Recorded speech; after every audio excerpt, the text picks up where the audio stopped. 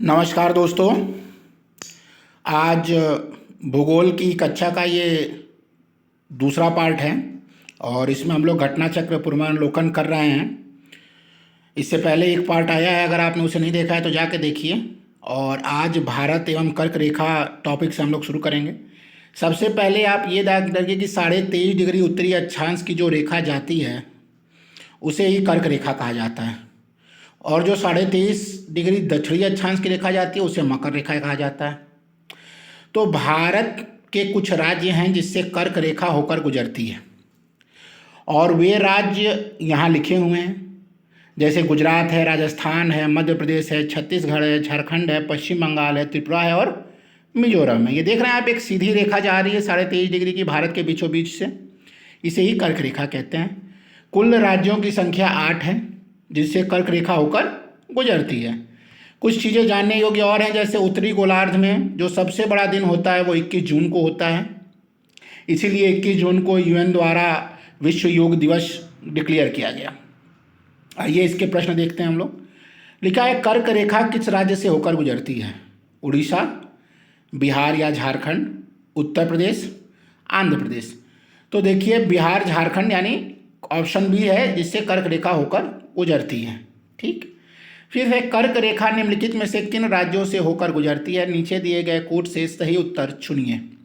Option है गुजरात, छत्तीसगढ़, उत्तर प्रदेश और झारखंड। तो गुजरात से भी गुजरती है, छत्तीसगढ़ से भी गुजरती है, उत्तर प्रदेश से नहीं गुजरती है और झारखंड से भी गुजरती है।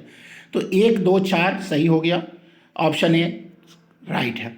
फिर एक कर्क रेखा गुजरती है मध्य प्रदेश से, त्रिपुरा से, मिजोरम से, इन सभी से। तो इन सभी से होकर कर्क रेखा जो है वो गुजरती है। फिर कितने भारतीय प्रदेशों से होकर कर्क रेखा गुजरती है? 6, 8, 7, 9। तो वीडियो के प्रारंभ में ही मैंने बताया था कि भारत के 8 राज्यों से होकर कर्क रेखा गुजरती है। फिर भारत का एक राज्य जिससे होकर कर्क रेखा गुजरती है, वह कौन सा है? ऑप्शन है जम्मू कश्मीर, हिमाचल प्रदेश, बिहार, झारखंड। तो झारखंड से कर्क रेखा होकर गुजरती है, तो ऑप्शन डी जो है वो सही आंसर होगा। फिर है, निम्नलिखित में से किस राज्य से कर्क रेखा नहीं गुजरती है? त्रिपुरा, छत्तीसगढ़, मणिपुर और मिजोरम। यूपी आरओ री एग्जाम जो हुआ था प्री 2016 का 2020 में, उसमें यह क्वेश्चन पूछा गया। तो मणिपुर से कर्क रेखा नहीं गुजरती है, मिजोरम, त्रिपुरा और छत्तीसगढ़ से गुजरती है। फिर निम्नलिखित नगरों में कौन कर्क रेखा के निकटतम दूरी पर स्थित है? अगरतला, गांधीनगर, जबलपुर और उज्जैन।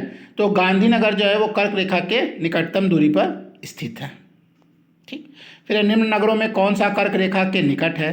दिल्ली, कोलकाता, जोधपुर और नागपुर। तो देखिए, कोलकाता जो है वो कर्क रेखा से एकदम निकटतम है। यहाँ पे उसका एक्सप्लेनेशन भी दिया गया है कि कर्क रेखा से कितने पास और कितने दूर पे ये चारों प्रांत हैं। फिर कौन सा महत्वपूर्ण अक्षांश भारत को 2 लगभग बराबर भागों में बांटता है? 23.5 अंश दक्षिणी, 33.5 अंश उत्तरी 0 डिग्री या 23.5 अंश उत्तर। तो मैंने वीडियो के प्रारंभ में ही फोटो दिखा के आपको दिखाया था कि कर्क रेखा जो है वो लगभग भारत को बीचों बीच में से 2 बराबर भागों में बांटता है। तो जो इसका सही आंसर होगा वो 23.5 डिग्री उत्तरी अक्षांश। फिर निम्नलिखित में से कौन सा भारतीय राज्य कर्क रेखा के उत्तर में स्थित है? झारखंड, मणिपुर, मिजोरम और त्रिपुरा। तो देखिए, झारखंड, मिजोरम और त्रिपुरा से तो कर्क रेखा होकर गुजरती ही है, तो ये तो यहीं गलत हो गए। और मणिपुर जो है वो ऊपर है, त्रिपुरा और मिजोरम के ऊपर है, तो मणिपुर जो एक लास्ट ऑप्शन बचा वही सही होगा। फिर जून माह में निम्न स्थानों में कहाँ पर दिन की अवधि अधिकतम होगी? हैदराबाद, चेन्नई, भोपाल और दिल्ली। उत्तराखंड पीसीएस के मेंस का 2006 का क्वेश्चन है। तो दिल्ली में जो 21 जून की दिन की अवधि होगी वो अधिकतम होगी। फिर निम्नलिखित में कौन सा शहर कर्क रेखा के सबसे निकटस्थ है? मेंस 2017 का क्वेश्चन है। पहला जबलपुर, अहमदाबाद, उज्जैन, वाराणसी। तो जबलपुर जो है वो कर्क रेखा के सबसे पास है। ठीक है, यहाँ पे आप देख भी सकते हैं जबलपुर 23 डिग्री 11 मिनट पे ही है, बाकी सारे जो है वो कोई 23 डिग्री 2 पे है, 23 डिग्री 9 पे है, 25 डिग्री 18 पे है, तो ये दूर है। फिर निम्नलिखित भारत की नदियों में कौन कर्क रेखा को 2 बार पार करती है? पहला माही, दूसरा चंबल, तीसरा नर्मदा और चौथा उपयुक्त में से कोई नहीं। तो माही नदी जो है वो कर्क रेखा को 2 बार काटती है। ठीक है, ये मध्य प्रदेश में से निकलती है और राजस्थान, गुजरात से होते हुए खंबात की खाड़ी में गिर जाती। अब देखिए नेक्स्ट टॉपिक है मानक समय। ठीक है, तो जो मानक समय है, भारत का जो मानक समय माना गया है वो 82.5 डिग्री पूर्वी देशांतर माना गया है और यह मिर्ज़ापुर से गुजरता है। ठीक है, जो मानक समय है वह ग्रीनविच मीन टाइम से 5.5 घंटे आगे है। ये चीज़ें आपको दो बेसिक फैक्टर पता चल गया। ग्रीनविच मीन टाइम जो है वो लंदन इंग्लैंड से होकर गुजरती है। ठीक है, उसे प्राइम मेडिटेरियन लाइन कहा जाता है। अच्छा, और जो जो मानक समय का अंतर होता है वो 7.5 डिग्री का होता है। ठीक है, अगर मान लीजिए कि भारत से किसी दूसरे देश या कोई अलग टाइम जोन आएगा तो ऐसा नहीं है कि टाइम जोन अपने मन से अलग कर लिया गया। एक टाइम जोन से दूसरे टाइम जोन के बीच का अंतर जो होता है वो 7.5 डिग्री होता है। ठीक है, यहाँ एक फिगर दिया हुआ है, आप लोग चाहे तो इसका स्क्रीनशॉट ले सकते हैं। 82.5 डिग्री पूर्वी देशांतर इसी तरह जाती है भारत से, और आप लोग देख रहे हैं कि ये किस किस राज्यों को होकर गुजरती है। ये सबसे पहले तो उत्तर प्रदेश, ठीक है, फिर मध्य प्रदेश, फिर आपका क्या छत्तीसगढ़, उड़ीसा और आंध्र प्रदेश। इसे मौका कहते हैं, MOUCA। ये 5 राज्य हैं जिससे होकर भारत का जो मानक समय है वो गुजरता है। ठीक है, इसके क्वेश्चंस हम लोग देख लेते हैं।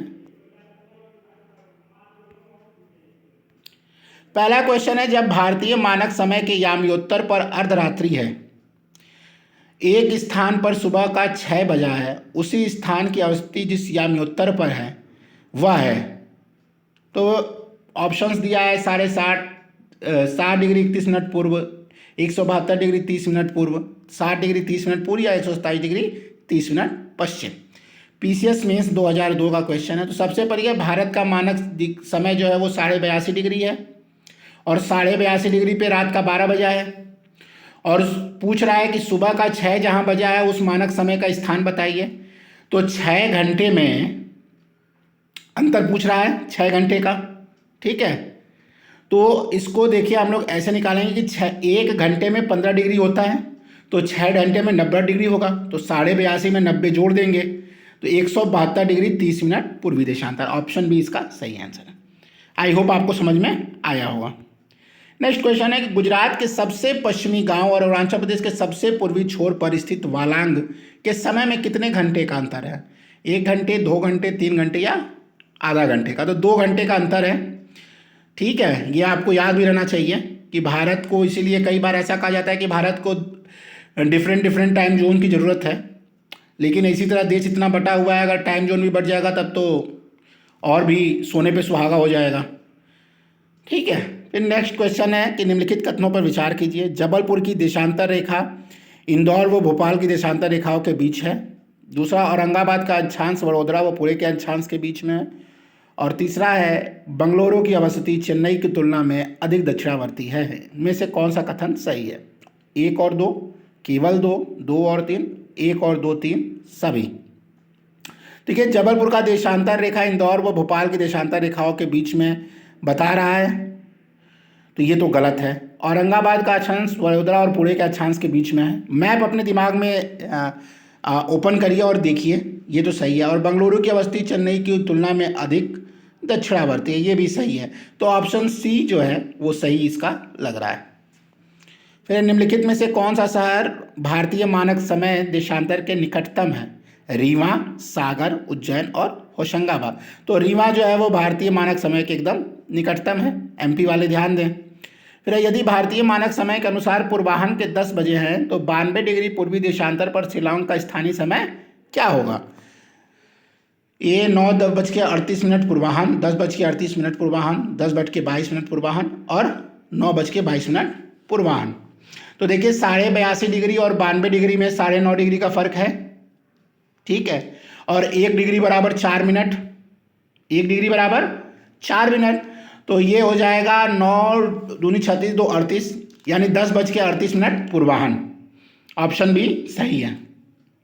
जिसको नहीं समझ में आ रहा है क्योंकि ये ओरल हो रहा है तो आप रोक के इसका एक्सप्लेनेशन भी पढ़ सकते हैं। फिर यदि भारत मानक समय याम्योत्तर पर मध्याह्न है तो 120 डिग्री पूर्वी देशांतर पर स्थानीय समय क्या होगा? ऑप्शन दिया है 9:30 बजेंगे, 2:30 बजेंगे, 17:30 बजेंगे यानी 5:30 बजेंगे और 8 बजेंगे यानी 20 बजेंगे। तो 82.5 डिग्री और 120 डिग्री, 120 में से 82.5 घटा दीजिए, ठीक है। तो आ जाएगा आपका 37 डिग्री 30 मिनट। और 37 डिग्री 30 मिनट में आपको क्या करना है, 1 डिग्री बराबर 4 मिनट होता है। तो 1 डिग्री बराबर 4 मिनट, तो 37 गुणे 4 कर दिया और उधर 30 मिनट गुणे 2 कर दिया, यानी लगभग 150 मिनट का अंतर आ जाएगा, यानी 2:30 बजेंगे वहाँ पे 14:30। ऑप्शन भी सही होगा। तेरे भारतीय मानक समय की यामियोत्तर नहीं गुजरती है आंध्र प्रदेश से, छत्तीसगढ़ से, महाराष्ट्र से, उत्तर प्रदेश से। तो महाराष्ट्र से नहीं गुजरती हैं। फिर भारतीय मानक समय की देशांतर रेखा 82.5 डिग्री किस नगर से होकर गुजरती है? नागपुर, दिल्ली, पटना, इलाहाबाद। इलाहाबाद निकटतम है मिर्जापुर के, तो उसको हम लोग सही मान देंगे। फिर निम्नलिखित देशांतरों में कौन सा भारत की प्रमाणिक मध्याह्न रेखा कराती है? तो 82.5 डिग्री पूर्वी कहलाती है, तो ऑप्शन डी सही है। फिर भारत का मानक समय निम्नलिखित स्थानों में से किसके समीप से जाता है? इलाहाबाद, नैनी, लखनऊ, मेरठ और मुजफ्फरनगर। तो इलाहाबाद, नैनी इसमें सही है। फिर भारतीय मानक समय एवं ग्रीनविच मध्य समय में अंतर पाया जाता है, 5.5 घंटे का अंतर पाया जाता है, option B is the right. फिर अरुणाचल प्रदेश में तिरप में सूर्योदय 5 बजे प्रातः होता है, तो गुजरात के कांडला में सूर्योदय किस समय होगा?